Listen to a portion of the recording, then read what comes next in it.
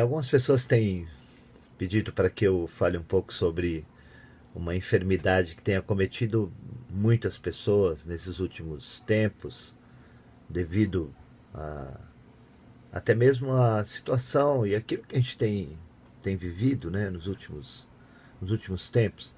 É uma enfermidade que a gente chama de bipolar, ou a bipolaridade. Né?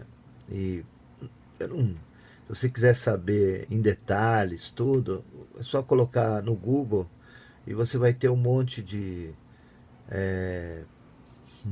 gente que fala sobre isso, um monte de profissional que fala muito melhor que eu. A minha expectativa nesses minutinhos não é ficar descrevendo o que é a bipolaridade, né? A não ser que da onde que vem essa bipolaridade? Ela tem a ver com o humor, né?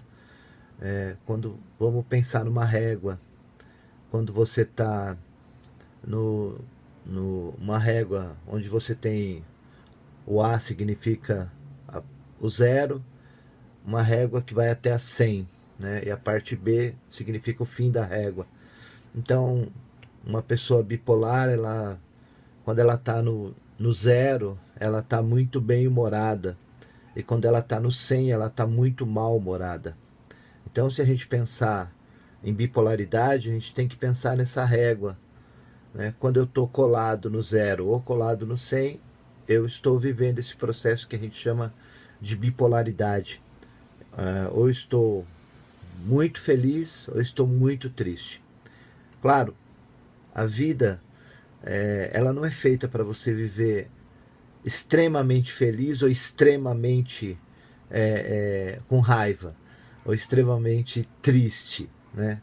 Não é assim que funciona. A vida tem que trabalhar em cima de oscilações, porque a vida, por ela ser constante, então nós temos que viver de forma constante.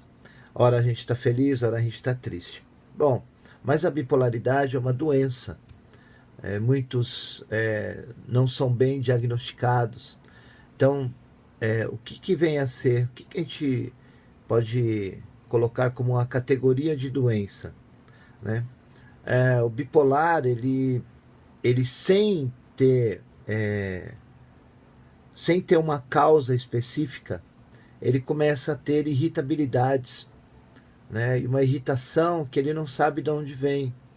Então, isso começa assim, você começa perdendo o sono, você começa a ter a sua mente muito acelerada nos pensamentos, você começa perdendo a fome, você começa a perder a vontade de ficar perto daquelas pessoas que normalmente você tinha vontade. Essas são algumas coisas que começam a dar sintomas de que você pode começar a ter bipolaridade. Estressar dentro do ônibus, dentro do metrô, no trânsito, em situações que normalmente você não se estressava, você não ficava ansioso. Essas coisas que eu estou falando acontecem no nosso dia a dia, mas acontece com todo mundo. E a maioria das pessoas, elas mantêm a tranquilidade com isso, né? E algumas não, algumas elas vão de 0 a 100. Então, se você está vivendo de 0 a 100, dentro daquela régua que eu falei no começo, você pode estar iniciando um processo de bipolaridade. Então, você precisa procurar ajuda, você precisa primeiro começar a se entender. É muito importante você respirar direito, é muito importante você manter a calma, contar até 10 antes de tomar alguma decisão, antes de brigar, né? Começar a perguntar para as pessoas que estão ao seu lado se você mudou as suas ações e reações. Ó, é claro, eu não falei, como eu falei, eu não vou ficar aqui discutindo bipolaridade com você.